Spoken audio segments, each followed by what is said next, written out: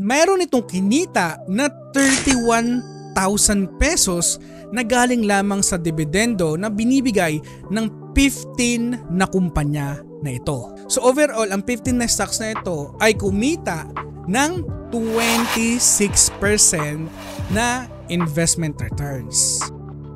Hello guys! Welcome back dito sa ating channel.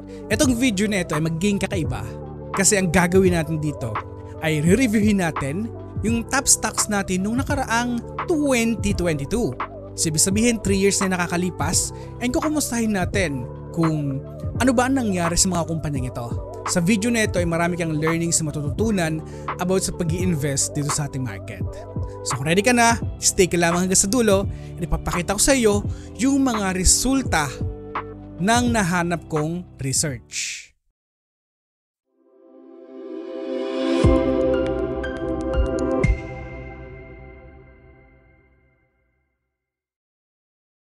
Okay guys, so dito, ang tinutukoy kong video ay itong top 15 stocks for 2022. Okay, so guys, panoorin naman natin ng kaunti ang video nito kasi sobrang haba nito, 42 minutes yan. Grabe, parang kalahating movies na ito, no?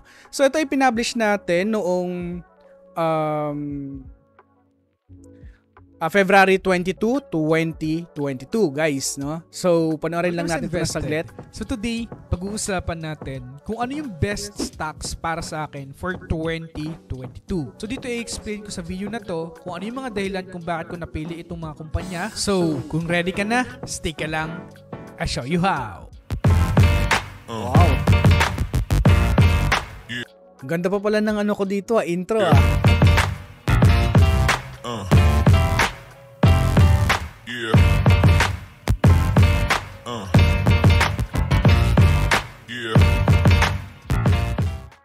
Ang number 15 ay ang San Miguel Food and Beverage Inc. Okay.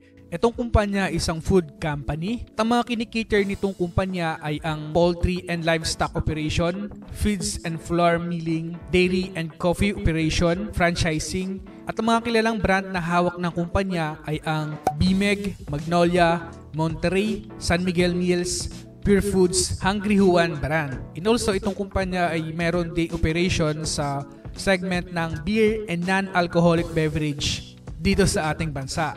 At majority na kanyang revenue ay nagagaling sa food segment. Okay, so napaka-detail pala ng ano ko din dito dati, no, ng pagre-review sa mga kumpanya. Ang kanilang market cap ngayon ay nasa 402. Okay. So, ang top 15 ko dito na nilagay noong 2022 ay ang San Miguel Food and Beverage, ang FB, no. Today, yes, maganda pa rin naman ang performance nitong kumpanya. Pero yun nga, kung titignan mo yung chart nito, ay continuous itong bumabagsak. Pero para sa akin kasi, ako ay continuous pa rin invest sa kumpanyang ito kasi for me, maganda pa rin ang future ng yung future growth ng kumpanya over the long run, no.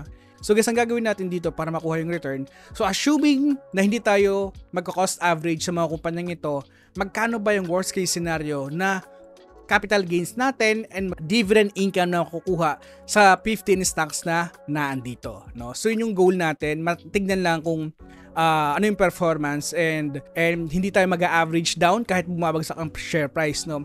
Titignan lang natin kung ano yung mangyayari sa performance ng 15 stocks na naandito. So, ito na nga. Kung ikaw ay nag-invest sa FB noong 2022, kung hindi ka nag-average down, ang iyong capital gains ay down pa rin ng 22.78%. Ouch! Masakit to. Okay, so over the past 3 years, ang iyong capital gains ay down ng 22%. 14 ay ang DMCI Holdings Inc. na meron ticker symbol dito sa ating bansa na DMC. So itong kumpanya ay isang engineering conglomerate dito sa ating bansa. Ang pangunahing ginagawa ng DMC, unang-una na andyan yung kanilang nag-ooperate sila ng construction, real estate development, power generation, mining, water distribution, and manufacturing. Well, dito naman sa DMC, no, for me, continuous pa rin itong isa sa pinaka sikat pagdating sa dividendo na nagbibigay and also maganda talaga ang performance ng kumpanya nito until today, no.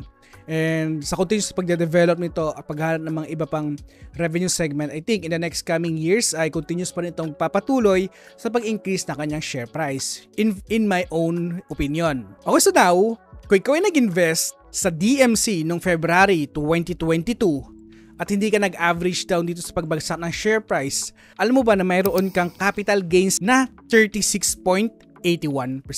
I think isang magandang return na ito, no? For the past 3 years, 36% sa yung capital gains. Kasi dito naman tayo sa top kumpanya. 13 ay ang Asian Terminals Inc. na mayroong ticker symbol dito sa ating bansa na ATI. So itong kumpanya ay nag-ooperate at nagmamanage of port terminals dito sa Pilipinas. It operates in the Manila South Harbor, Port of Batangas, Port of General Santos, and off-dock container guards in Santa Mesa. At majority ng kanilang revenue ay nagagaling sa South Harbor International, non-containerized cargo, and Batangas Container Terminal and Port of Batangas. ATI is one of the top stocks din also pagdating sa dividend, no? Sa pagbibigay ng dividend. And also maganda rin talaga ang kanyang performance as of today, no? Alam mo ba kung ikaw ay nag-invest noong February 2022 sa ATI, ang iyong investment ay kumita ng 25.20% nang hindi mo na ito ginagalaw. Sa capital gains lamang ito. Okay, so ang top 12 natin ay ang kumpanyang ay ang Converge ICT Solutions Inc. na mayroong ticker symbol dito sa ating bansa na CNVRG. Itong kumpanya involved sa communication services and solutions at itong Converge ay nagpo-provide ng high-speed fiber optic internet services and other digital consumer-centric services. Okay, so ang Converge nga, no? So guys, alam niyo naman na ang Converge ay talagang nag-massive down ang kanyang share price nung along from, if I'm not mistaken, 2022, no? Talagang bumaba ito. And also, bumaba pa nga kanyang share price ng 2024 to 7 pesos per share, no? And kung hindi ka nag-average down dito, hulaan mo kung magkano capital gains mo or loss ka ba dito ng sobrang laki. Until today, down ka pa rin ng halos 40% sa kumpanyang ito kung ang average mo nun ay nasa 26.98 pesos. Napaka-importante talaga na kapag nag-invest tayo, dapat meron tayong cash available, no? Kaya lagi kong sinasabi sa inyo na cash available or cash is king pagdating sa pag-invest sa ating merkado. Kasi katulad nito, kung hindi mo take advantage ito, down ka pa rin until today ng ganito kalaki, 40% sa iyong capital gains. Number 11 ay ang Nickel Asia Corporation na mayroong ticker symbol. Ito rin, I think for sure, no? For sure. Hindi na I think, for sure. Ang capital gains dito ay talagang bagsak pa rin until today, no? Makati din to. Tignan natin. Dito sa ating bansa na NIKL. Ang pangunahing ginagawa nitong kumpanya ay nagmimina ng nickel ore dito sa ating bansa. At ang mga bansang sinusuplayan ng Nickel Asia Corporation, ang una ay ang Japan, China, and Australia. And also, itong kumpanya ay meron din silang power division. Okay, so as all you know, ang nickel price talaga ay continuous na bumabagsak until today, no? And yun nga, at maliban doon, at dahil doon, ang performance ng Nickel Asia ay talagang apektado din, no? And kung titignan natin, alam mo ba na kapag nag-invest ka sa Nickel Asia noong February 2022 until today, hawak mo pa ito at hindi ka nag-average down, ang iyong returns ay down pa rin dito ng halos 70%. Ouch, no? Sobrang sakit nito, no? Sobrang sakit kapag yun nga, hindi tayo nakakapag-average down sa mga kumpanyang katulad dito. 10 ay ang COL Financial Okay, so Group number 10, Call Financial. Symbol dito sa ating bansa na COL. So together with its subsidiary, okay, so COL number 10 ay nasama ko pala dito dati ang Call Financial, no? So, talagang bumagsak talaga kanilang share price as of the moment din.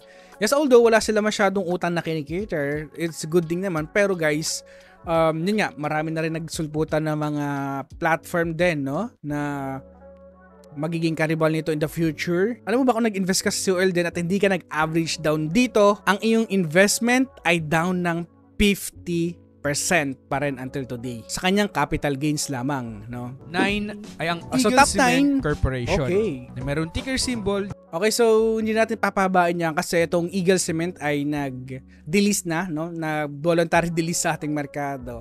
So, madaya nga itong Eagle kasi kung kailan sobrang ganda ng performance ng kanyang business, no? Talagang nag-delist sila sa market, no? Para sa akin ito isang malaking panghinayang sa akin kasi talagang sobrang gustong-gusto ko itong Eagle and yung management ng kumpanya ito ay sobrang ganda, no? Kung nag-invest ka ng February, no?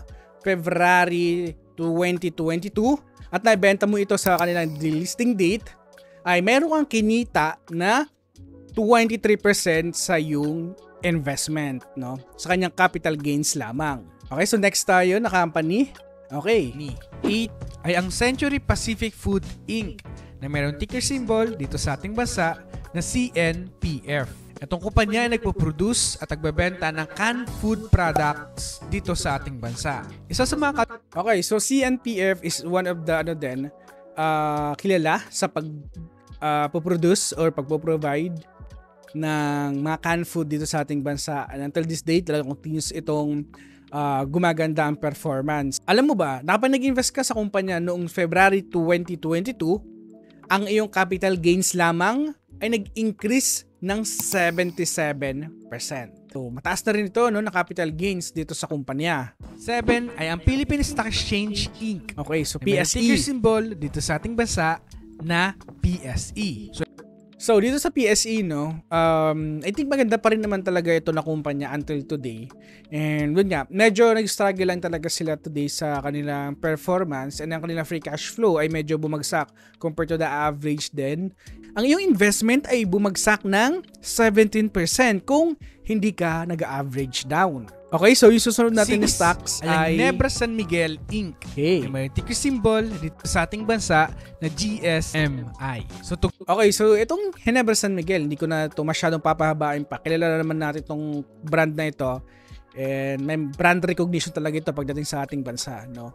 Now, alam mo ba na kapag nag-invest ka noong February 2022 sa kumpanya, mayroon kang capital gains lamang na 166% until today kung hawak mo pa itong kumpanyang ito.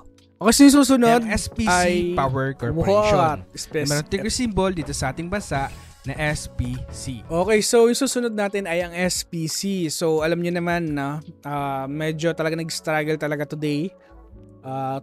For the past 2 years ang dividend ng kumpanyang ito.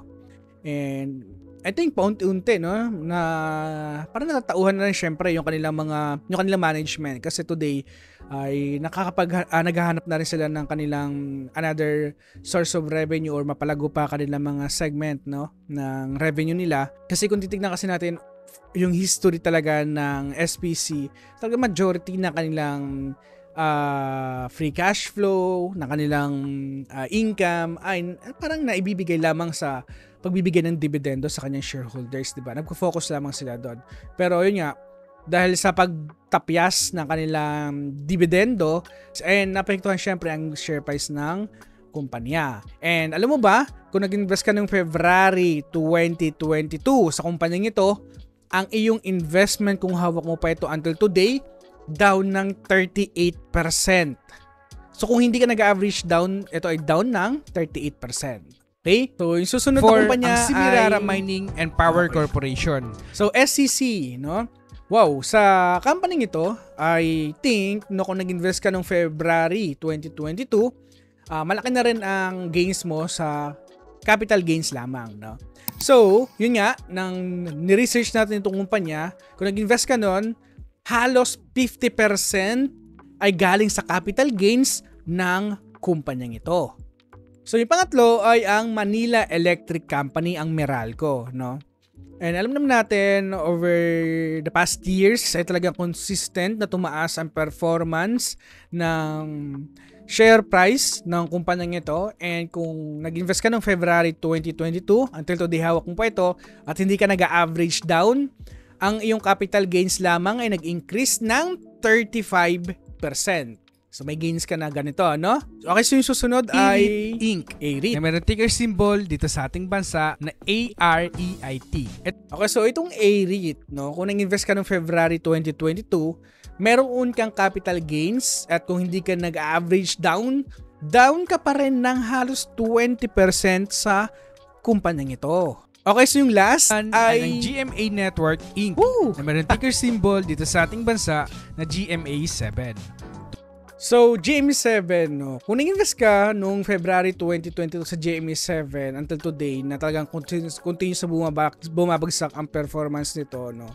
And even my investment talaga from 100% from halos 100% yung capital gains to ewan ko na, parang 3% na nga lang ata o 4% na lang ata. Kung nag-invest ka sa GMA7 at hindi ka nag-average down, ang iyong investment ay down ng 58% kung hindi ka nag-average down sa kumpanyang ito. So over the past 3 years na pag-invest mo sa 15 na kumpanyang ito, okay guys, ito yung returns ng kanilang capital gains. So meron itong 7,000 pesos lamang na capital gains na overall, no? Na pagdating naman sa dividendo ng kumpanya, ito yung kinita ng 15 na stocks na ito simula nung 2022. Meron itong kinita na 31,000 pesos na galing lamang sa dividendo na binibigay ng 15 na kumpanya na ito. So overall, ang 15 na stocks na ito ay kumita ng 26% na investment returns. Itong 26% na ito, no? Imagine, ito ay di ka nag-average down talaga sa mga kumpanyang ito. Talagang one time, big time kang bumili sa mga kumpanyang ito. Talagang napaka-importante talaga over the long run, no, ng dividendo ng mga kumpanya na binibigay sa atin. And kung tayo aasa dito, talagang it changed our life so much kapag kung titignan mo pa nga lang to, no, 3 years pa lamang, ganito na yung nakikita mong dividendo. What if 20 years nating nilagay ang ating investment sa mga kumpanya na gusto natin, no? Gusto natin. Hindi itong mga kumpanya ito, but also yung gusto natin ng mga kumpanya na pinaglalagakan natin today, no?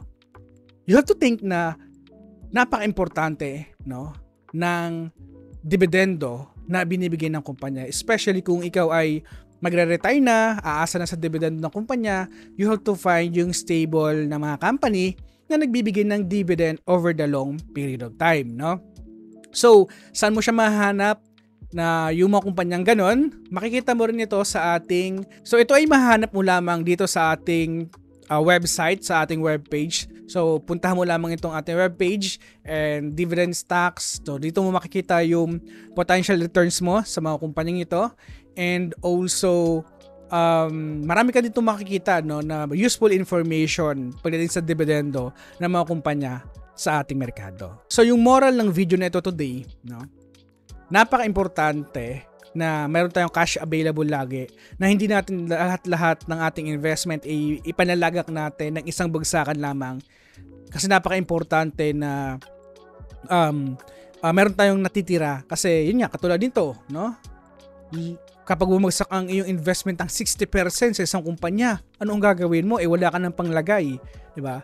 Napaka-importante na meron tayong cash available para ipanglagak pa rin, di ba? So, yun yung kahalagahan ng pag-i-invest sa ating merkado. Kung bakit ko ito sinishare lagi sa inyo, yung ganitong mga senaryo, kasi gusto ko kayong matuto din, no? Matuto paano mag-invest talaga sa ating market. So, ito yung kagandahan din ng ating channel, kasi sa portfolio din natin, so nag-create tayo ng account, Dragonfly Portfolio. So, yung 1,000 pesos natin na investment, alongside naman nakukuha nating referral, ay ipinapalago natin ito. Instead na ipang waldas ko lang yung nakukuha ko, di ba?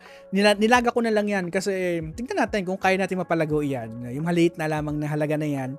So, soon ay kaya natin mapalago yan, no? And guys, this is Pessi Warrior na lagi nagpapaalala sa inyo na invest wisely and see you on the other side.